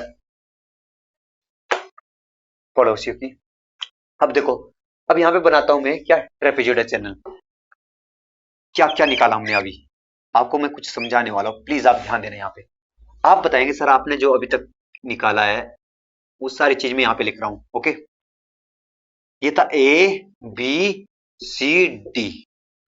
आपने की जो अभी तक निकाला था, एक बात बताओ, आपने ये निकाला था, ये कितना था, 1 था, 1/√3 था। अब ध्यान देना यहाँ पे प्लीज करके, जो मैं यहाँ पे बताऊंगा वो बहुत ज्यादा इंपॉर्टेंट है। AB equal to BC equal to CD, ये तीनों बराबर है। इसका मतलब क्या है, ये हाफ ऑफ रेगुलर हेक्सागन है। और चीज यहाँ पे मैं एक बात ये भी बता देता हूँ, अगर ये थीटा था आपका, अगर ये थीटा था, टेन थीटा इक्वल टू क्या होता है 1/√3, 1/√3 यानी कि थीटा की वैल्यू क्या है 30 डिग्री। अब जब 30 डिग्री है, इसको मैं और अच्छी तरह से समझाने की कोशिश करता हूँ। अब जब ये 30 डिग्री है तो ऑब्वियस सी बात है ये भी तो 30 डिग्री होगा, आप बोलेंगे बिल्कुल सही, अल्टरनेट एंगल है यहाँ पे, ये 30 डिग्री है तो ये 30 डिग्री है। जब ये 30 डिग्री ये 90 डिग्री था, इसका मतलब क्या है, ये 120 डिग्री बन गया, जो कि रेगुलर हेक्सागन का ये एंगल 120 होता है। ये प्रूव कर दिया मैंने आपके सामने। जब ये टोटल 120 है, ये टोटल 120 है, ये टोटल 120 है, ये टोटल 180 होता है इस लाइन का, स्ट्रेट लाइन का एंगल, ठीक है। तो ये कितना आएगा आपका, तो आप बताएंगे सर इसका, इसकी वैल्यू आएगी, इस एंगल की वैल्यू आएगी 60 डिग्री। किस एंगल की वैल्यू आएगी यहाँ पे 60 डिग्री आएगी। ये थोड़ा मैं और अच्छी तरह से बताता हूँ, ये इसमें पहुंच पहुंच हो गई। देखो इस तरह से आपने बस समझना, यहाँ से 2-3 क्वेश्चन बनते हैं, यहाँ से गेट में भी 2 नंबर का क्वेश्चन आ रहा था। अगर आप गेट का क्वेश्चन देखोगे ना, बिना मतलब अगर आपको इसके डिटेल में कॉन्सेप्ट के बारे में पता ना होता ना, तो आप वो क्वेश्चन को मतलब नहीं कर पाते। अगर आपने जैसे आज मैंने आपको कॉन्सेप्ट सिखा दिया है, तो अगर आपको कॉन्सेप्ट था ना, कॉन्सेप्ट सही से आता है इसके बारे में, तो गेट का वो क्वेश्चन आप 10 सेकंड में कर दोगे। 2 नंबर का क्वेश्चन पूछा था, वो मैं बताऊंगा किस तरह का क्वेश्चन था। देखो ये था हमारे पास, जैसे ABCD था, ठीक है। अब देखो ये था, इसको थोड़ा छोटा बना देता हूं ताकि मैं इसको अच्छी तरह से समझा सकूं। ये हो गया आपका ABCD, ओके। अब आपको मैंने अभी तक बताया था कि जब आपने ये सॉल्व किया था सर, तो ये 1 इन m था ना, जबकि m की वैल्यू 1/√3 थी। पक्का आप बोलेंगे बिल्कुल निकाली हमने अभी। तो आपको मैं ये बताता हूँ कि इस ट्रायंगल में आप टेन थीटा निकाल के दिखाओ जरा। तो आप बताएंगे sir tan theta equal to क्या होता है, ये बाई ये, यानी कि टेन थीटा, थीटा की वैल्यू कितनी आएगी 30 डिग्री। थीटा की वैल्यू 30 डिग्री आ गई। अब बात सुनो, जब थीटा की वैल्यू 30 डिग्री आ गई है, तो एक बात बताओ, ये अल्टरनेट एंगल नहीं होगा। जब ये 30 तो ये कितना होगा 30 डिग्री। जब ये 30 ये तो 90 डिग्री है, 30 और 90 कितना हुआ 120 डिग्री। इसका मतलब ये 120 डिग्री है। ओके, ये 120 डिग्री है। जब ये 120 डिग्री है और ये 120 डिग्री है, ये साइड ऐसे भी हो सकती है थोड़ी लंबी, ठीक है, क्योंकि बेस के बराबर होगा। ये तो मैंने यहाँ पे डायग्राम बना दिया, बस आप समझना, क्योंकि हमने अभी तक जो निकाली थी वैल्यू, ये वैल्यू ए बी की वैल्यू बराबर, ए बी की वैल्यू होती है बराबर इक्वल टू बी सी की वैल्यू बराबर सी डी की वैल्यू, ये बराबर तीनों, ये तीनों बराबर है।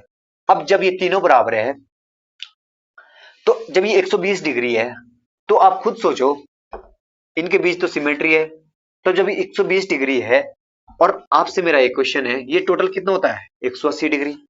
तो आप बताओ, जब ये 120 डिग्री है और ये 180 मतलब 120 डिग्री है, ये 180 डिग्री है, तो ये कितना आएगा 60 डिग्री, ये आएगा 60 डिग्री वाला एंगल, बाहर वाला एंगल हॉरिजॉन्टल के साथ 60 डिग्री। तो गेट पे बताओ क्या क्वेश्चन आया था, इसी एंगल पे बोला, मतलब इसी एंगल पे क्वेश्चन दिया था, कुछ यहाँ पे स्लोप दी थी, कुछ दी हुई थी। बताओ कि एक बात बताओ, इसकी विड्थ क्या होगी चैनल की, विड्थ चैनल की क्या होगी। तो यहाँ से आपको पता है कि ट्रायंगल की प्रॉपर्टी से निकाल के आप क्या निकालते, डेप्थ निकाल लेते। जब डेप्थ निकाल लेते, डेप्थ निकल गई, तो यहाँ विड्थ तो आपको पता है 2/√3 वाई, वहां से निकल जाती। तो आपको ये पता है 120 डिग्री, 120 डिग्री, जब ये 120 डिग्री है तो ये खुद भी ऑटोमेटिकली ये 60 डिग्री होगा। जब ये 60 डिग्री है तो इसको 120 होना ही पड़ेगा 180 होने के लिए, ठीक है। अब आपको इसकी अगर मैं मिरर इमेज बनाता थोड़ा, इसकी मैं अगर मिरर इमेज बनाऊं तो बाहर चली जाएगी, मैं इसकी मिरर इमेज बनाना चाहता था। देखो इसकी अगर मैं मिरर इमेज बनाऊं, इसको, इसकी मैं मिरर इमेज बनाता हूं, मैं यहाँ पे दिखाता हूँ इसको, जितना मैंने अभी तक बोला, ये कितना आया था अभी हमारा 120 डिग्री, बिल्कुल, और ये कितना है 60 डिग्री, इसको होना पड़ेगा। जब ये 60 डिग्री है और ये, जबकि आपको पता है ए बी बराबर था बी सी बराबर सी डी, तीनों बराबर है। जब ये 100, जब तीनों बराबर है, इनके बीच का एंगल कितना है 120 डिग्री है। तो जब ये तीनों बराबर है तो इसके बीच का एंगल भी तो 120 डिग्री होगा। जब ये 120 डिग्री, तो इसको 60 डिग्री होना पड़ेगा, 60 डिग्री है। अब आपसे, अब मैं इसमें दिखाता हूं आपको, जब ये 60 डिग्री तो अल्टरनेट एंगल ये भी, इसको भी 60 डिग्री होना पड़ेगा, बिल्कुल सही बात है। जब ये भी 60 डिग्री है तो इसको भी कितना होना चाहिए पड़ेगा 60 डिग्री होना पड़ेगा। जब ये 60 डिग्री है, इसकी भी अगर मैं मिरर इमेज बनाऊं, तो आप बताएंगे सर इसकी जो मिरर इमेज होगी वो इस तरह से होगी, इस तरह से, इस टाइप से इसकी मिरर इमेज होगी। तो जब इस 60 डिग्री है, तो अगर मैं इसको थोड़ा एक्सटेंड करूं, सॉरी, ये 60 डिग्री है तो ये 120 डिग्री होगी बाहर की। जब ये 60 डिग्री है और ये साइड इस साइड के बराबर है और ये साइड इस साइड के बराबर है, ये साइड इस साइड के बराबर, हर साइड मतलब इक्वल है, तो जब 60 डिग्री तो इसको 60 डिग्री होना पड़ेगा।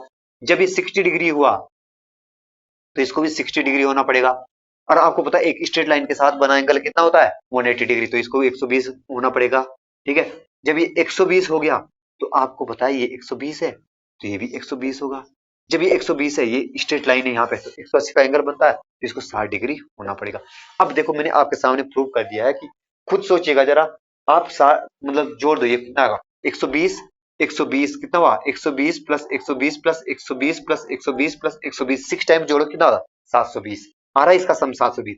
तो सम कितना आ रहा है इसका 720, जो कि एक रेगुलर हेक्सागन का सम होता है। तो आपको मैं प्रूव भी कर देता हूँ यहाँ पे कि जो हमने निकाला है, मतलब प्रूव किया है, वो सही है या गलत है। तो आपको पता है कि इंटरनल एंगल का सम क्या होता है 2n-4 इंटू 90 डिग्री। ये तो बहुत ही कॉमन फॉर्मूला है। कितनी साइड है n का मतलब होता है नंबर ऑफ साइड, 1 2 3 4 5 6, 6 है, 6 से मल्टीप्लाई कर दो, कितना है 12 -4 इंटू 90 डिग्री, तो 720। यानी कि जो हमने किया प्रूव वो क्या है बिल्कुल सही है, बिल्कुल सही है।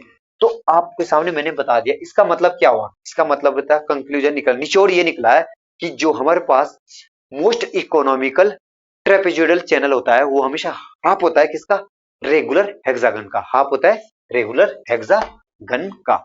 ओके, ये बात आपको ध्यान देनी है।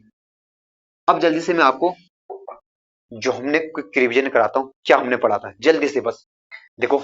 हमने क्या पढ़ा था, पहले रेक्टेंगुलर चैनल के बारे में, most economical rectangular channel, most economical, most economical rectangular channel.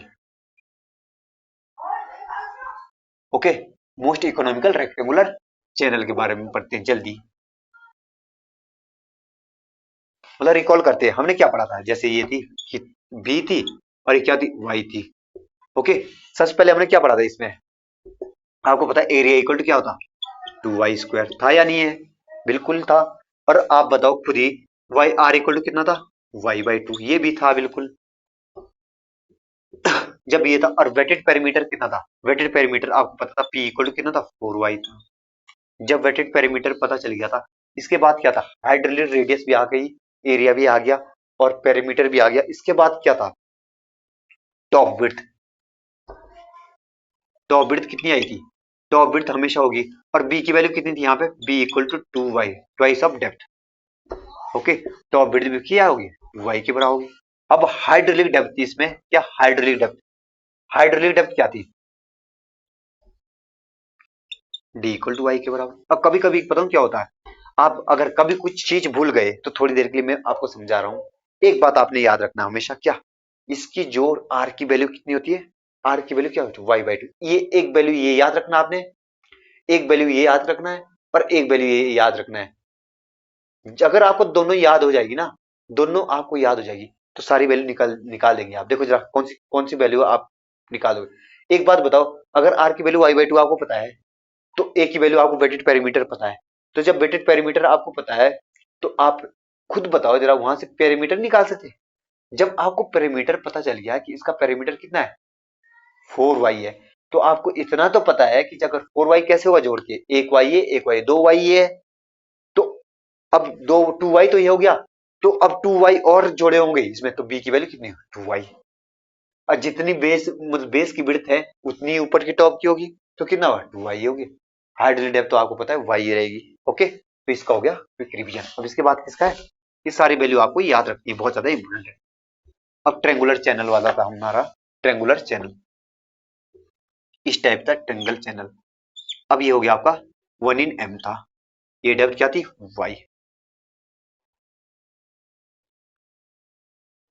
y। और हाँ, ये एक बात और भी याद रखना, जो रेक्टेंगुलर चैनल है, मोस्ट इकोनॉमिकल रेक्टेंगुलर चैनल, वहां पता है किसका, स्क्वायर का, किसका, स्क्वायर का। अब इसमें बताओ सबसे पहले आपसे मेरा पहला क्वेश्चन, आर की वैल्यू कितनी आएगी, तो आप बताइए सर आर की वैल्यू आएगी 1/2√2। बिल्कुल सही बात है, आर की वैल्यू 1/2√2। पेरीमीटर एरिया की बात बताओ, एरिया इक्वल टू क्या होगा, एरिया बताएंगे आप, एरिया आएगा सर आपका y²। अब माना कि मुझे पेरीमीटर इसका पता नहीं है, तो लेकिन आपको रिलेशन तो पता है कि आर इक्वल टू क्या होता है, वेटेड एरिया पर वेटेड पेरीमीटर।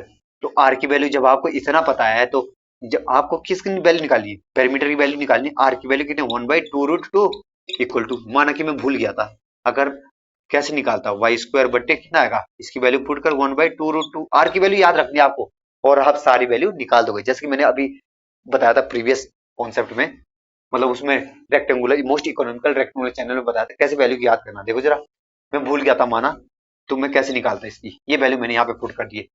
ये कितना, आर इक्वल टू वाई होगा, वाई सॉरी y/2√, ठीक है, ये y² है। अब इसकी वैल्यू कितना आएगा, यानी कि जो हमारे पास वेटेड पेरीमीटर आएगा, तो पेरीमीटर इक्वल टू कितना आएगा आपका, 2√2y। आ गया ये भी। अब इसके बाद बचा क्या है, कितने पैरामीटर आ गए, 1 2 3। पर एक पैरामीटर बहुत ज्यादा इंपॉर्टेंट यहाँ पे, एक चीज और भी बची है, कौन सी, टॉप विड्थ। आपसे मेरा एक क्वेश्चन है, अगर मैं यहाँ पे टॉप विड्थ की बात करूँ तो कितना आएगा, तो आप बोलेंगे सर आपने जब भी टॉप विड्थ निकाली 2my था या नहीं, तो आप बताएंगे बिल्कुल था। तो जब टॉप विड्थ कितनी आएगी यहाँ पे, टॉप विड्थ m की वैल्यू 1 थी तो 2y आ गई, टॉप विड्थ आ गई 2y। इस तरह से आपको निकालना था, m की वैल्यू 1 थी तो 2y आ गई टॉप विड्थ। अब इसके बाद हाइड्रोलिक डेप्थ कितनी थी, हाइड्रोलिक डेप्थ निकालनी हमने, डी इक्वल टू क्या होता है, wetted area by top width. Wetted area कितना है आपके पास, बता दो, वेटेड एरिया था आपके पास y² बट्टे कितना, टॉप विड्थ कितनी है 2y, यानी कि y/2 आ गया ये भी। क्या ये हाइड्रोलिक डेप्थ है, ये हाइड्रोलिक डेप्थ आ गया। और ये क्या है, रेड मतलब हाइड्रोलिक रेडियस आ गया, ये एरिया है। और आपको ये भी पता है ये वेटेड पेरीमीटर है, और टॉप विड्थ आ गया 2y। ये आपको ध्यान देना है, ये सारे पैरामीटर आपने मैंने निकाल दिया आपके सामने, आप भी ऐसे ही निकालोगे। बस आपको दो चीजें याद रखनी, एक तो आर की वैल्यू और दूसरी एरिया की वैल्यू, और सारे पैरामीटर आप निकाल सकते हैं। अगर कभी ये भी पूछ दिया कि हाँ भाई ये बताओ साइड, इसकी अगर साइड, अगर ये ट्रायंगल ए बी सी, अरे साइड तो हमें पता था कि यार, साइड तो आपको ये भी पता है कि y√1 + m² था। जब y√m की वैल्यू रखो कितना होती है, m की वैल्यू 1 है ना, तो ये √2y आ गया। साइड की वैल्यू √2i है, √2i है, √2a, √2a और ऊपर वाली कितनी है टॉप विड्थ 2i है। ओके। और हाँ, और एक चीज मैंने और भी बताया था इसमें कि जो हमारे पास मोस्ट इकोनॉमिकल ट्रायंगुलर चैनल होता है वो हाफ होता है स्क्वायर का। क्या होता है? हाफ होता है किसका? स्क्वायर का। ये बात आपको ध्यान देना, क्योंकि यहाँ पे जो एंगल बनता है कितना होता है 45 degree, vertical angle, semi vertical angle है 45 डिग्री, 45 डिग्री ऐड करके कितना आएगा 90 डिग्री। जब 90 डिग्री आएगा तो 90 डिग्री होगा। तो ये क्या है? ये है स्क्वायर का मतलब जो मोस्ट इकोनॉमिकल ट्रायंगुलर चैनल है, ट्रायंगुलर चैनल है वो हाफ होता है किसका? स्क्वायर का। जब स्क्वायर के जो डायगोनल्स है वो स्ट्रेट होंगे। यहाँ पे ट्रायंगुलर होगा, triangular channel, triangular channel. Okay, ये ध्यान देना है ये सारी चीज। ये ट्रायंगुलर चैनल मैंने आपको बता दिया है। अब इसके बाद क्या है? ट्रेपेजोइडल। बस उसके बाद इस सेशन को एंड कर देते, क्विक रिवीजन कर लेते हैं जल्दी। ट्रेपेजोइडल चैनल, ट्रेपेजोइडल चैनल, ठीक है। अब जल्दी बना लेते हैं ट्रेपेजोइडल चैनल। जैसे ये बना दिया ट्रेपेजियम, और ये हमें पता था ये कितना 1 है, ये m है। अब यहाँ पे m की वैल्यू कितनी थी? सबसे पहले यही दिखाते हैं m की वैल्यू कितनी थी हमारे पास। तो आप बताएंगे सर जो m की वैल्यू थी यहाँ पे वो 1/√3 थी। जब m की वैल्यू 1/√3 थी तो m इक्वल टू था 1/√3। जब m की वैल्यू 1/√3 थी तो थीटा की वैल्यू कितनी आई यहाँ पे? थीटा इक्वल टू आएगा फिर 30 डिग्री। जब ये 30 डिग्री है तो ये भी 30 डिग्री है, 30 डिग्री है कितना 120 डिग्री। ओके, ये 90 डिग्री है, 30 120 डिग्री। अब अगर इस एंगल की बात करें तो कितना आएगा? ये एंगल आएगा सर आपका कितना 60 डिग्री आ गया इस तरह। अब m की वैल्यू 1/√3, थीटा की वैल्यू कितना 30 डिग्री। अगर इस थीटा की वैल्यू बोले तो ये इधर 60 डिग्री। सब चीज निकालोगे, बस आपने ये पैरामीटर याद रखना। एरिया कितना होगा? एरिया इक्वल टू आएगा आपके पास, बस एरिया को आपको याद रखना, area equal to √3y²। R की वैल्यू आपको पता है, आर इक्वल टू कितना था y/2।